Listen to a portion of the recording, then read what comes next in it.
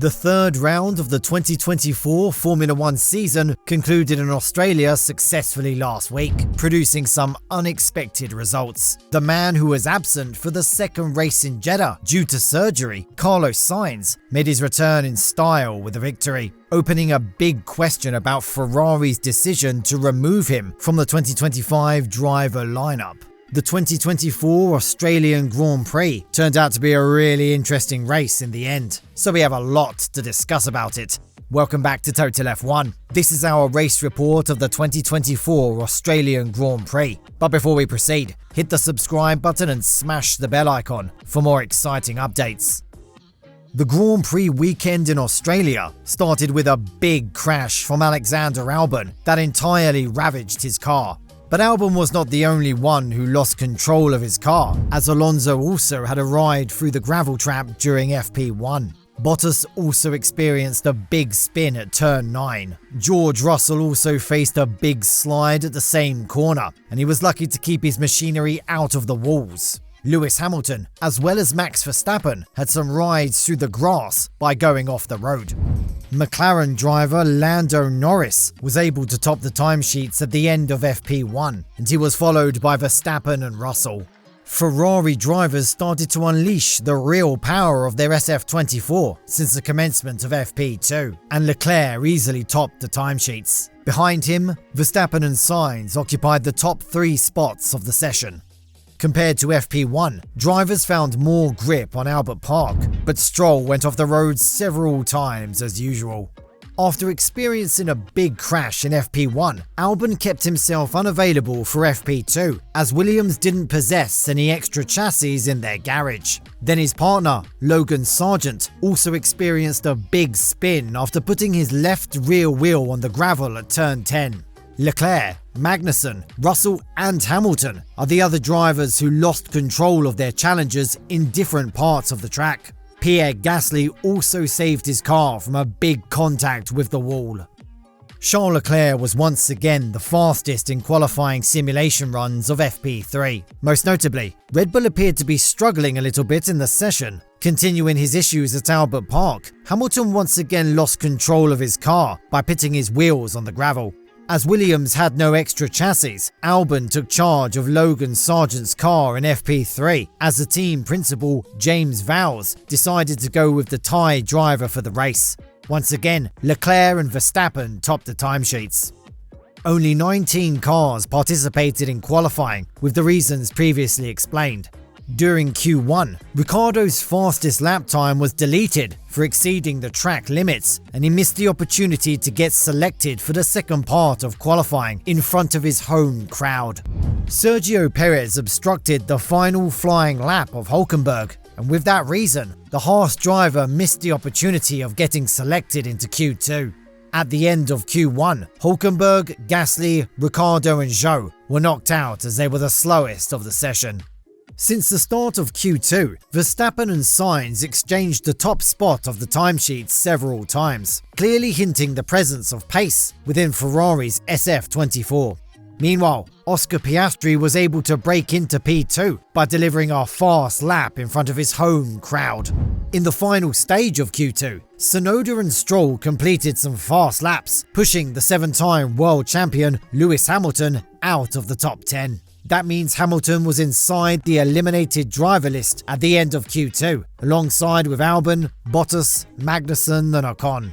Since the start of the final part of qualifying, both Red Bull and Ferrari drivers were busy in setting some quick lap times, and Ferrari clearly possessed the sufficient pace to beat Red Bull. Meanwhile, Alonso went off the road after losing control of his car and entered the pit lane for some minor repairs. After battling hard for the pole, Verstappen was able to beat Carlos Sainz, recording a lap time of 1 minute 15.915 seconds.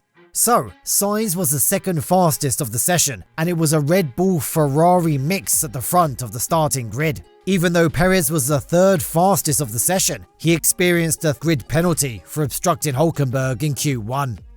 As usual, Verstappen showed a good reaction time and converted his pole position advantage into a race lead within a few seconds of the race. However, he was closely followed by Carlos Sainz, and both drivers appeared to be breaking out from the rest of the pack with a good pace.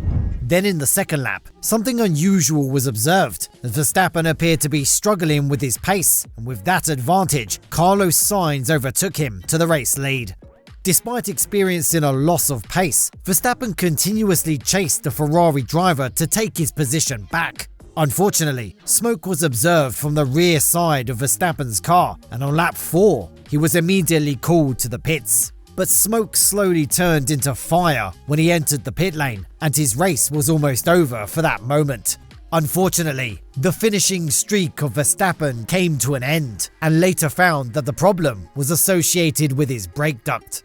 Carlos Sainz became the new race leader, and he was closely followed by his teammate Charles Leclerc and the McLaren duo.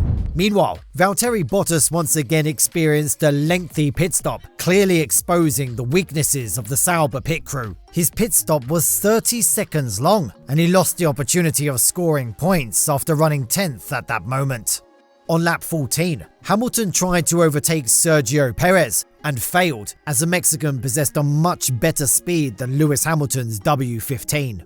Since the beginning of the race, a close battle was observed between Gasly and Hülkenberg. That battle came to an end when Hülkenberg overtook the Frenchman into 6th spot of the race on lap 16. But within a brief time interval, Stroll also tried to overtake the Alpine of Pierre Gasly, and that move was obstructed by the fast-moving challenger of Sergio Perez. One more big retirement was recorded on lap 17, when Lewis Hamilton experienced a full engine failure. As he was able to push his challenger into a gap on the side of the track, only a virtual safety car was introduced to control the situation. Then Alonso immediately pitted his car within that safety car interval. Perez overtook Stroll, and Piastri overtook his teammate Lando Norris just after resuming the race on lap 18. Meanwhile, Alpine driver Esteban Ocon experienced a bad pit stop, costing his track position. Smoke was observed in the right rear tyre, and later his engineer informed him that he was dealing with an issue related to his brake duct, which was a similar cause behind Verstappen's retirement. The only Red Bull car in the race was searching for a top spot finish, and Sergio Perez started attacking George Russell, who was running on 6th. The Mexican completed his move on lap 21 and started chasing down Fernando Alonso. On lap 24, team orders came to play, and the Haas duo swapped their track positions, pushing Hülkenberg to 11th spot. He started chasing down Alexander Albon, who was running at the last point offering spot of the race, but Albon was in a full defensive mode to protect his track position.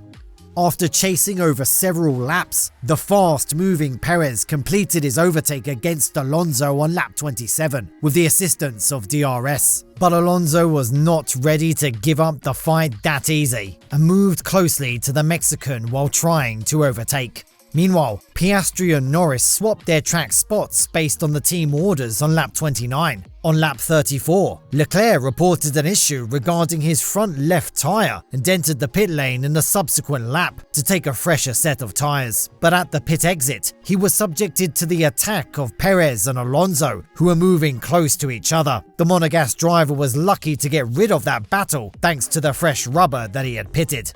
The Sauber pit crew once again failed to execute the tyre change properly, and this time, Zhou Guanyu, who entered the pit lane on lap 37, became the victim. After chasing over several laps, Nico Hülkenberg was able to hunt down Alexander Albon, moving to the 10th spot of the race. The Williams driver did his best to retake his spot, even though it was not very successful. After delivering some strong performances throughout the race weekend, Piastri made an error on lap 39 and went off the road. But the Australian driver was lucky to save his challenger without experiencing any bigger damages on his home Grand Prix, and he was called to the pits immediately by his engineer. The McLaren team tried to execute a strategic plan by calling Lando Norris, who was running second, into the pits. But in the end, Norris lost his track position to Leclerc, who was running with a good pace. Meanwhile, Oscar Piastri, who was in the other McLaren, demonstrated a great recovery drive and attacked Alonso on lap 42 to retake the position that he had lost. after losing his track position previously to the Haas driver. Alexander Albon was subjected to the attack of the other Haas challenger as well. Magnussen started to attack Albon on lap 43 and completed his move successfully against him on lap 45. Pierre Gasly, who entered the pit lane on lap 48 for his final pit stop, experienced a 5-second penalty for crossing the pit lane line. The race continued without much incident, except for the close battle between Alonso and Russell for the 6th spot. Alonso and Russell moved very close to each other in the remaining 4 laps. That battle brought a disastrous end to George Russell's race. He lost control of his car and crashed into the barriers, experiencing heavy damage. That means both the Mercedes drivers experienced retirements during this race, worsening their problems further. Thanks to Verstappen's early retirement and Checo's qualifying penalty, Ferrari drivers didn't experience any considerable battle from the rest of the rivals except McLaren. Since Verstappen's retirement, Sainz was able to hold the lead of the race till the end. It was a Ferrari 1-2 after a long streak of Red Bull's domination. The McLaren driver, Norris, occupied the last podium spot and his teammate Piastri was in 4th. In the absence of Verstappen, Sergio Perez's best effort was good enough only for a 5th place finish, behind the Red Bull driver. The 2 Aston Martin drivers occupied the 6th and 7th spot of the race. Tsunoda was in 8th place of the final standings. Thanks to Russell's crash in the final lap, both the Haas drivers were able to score points at the end of the Australian Grand Prix, leading the midfield.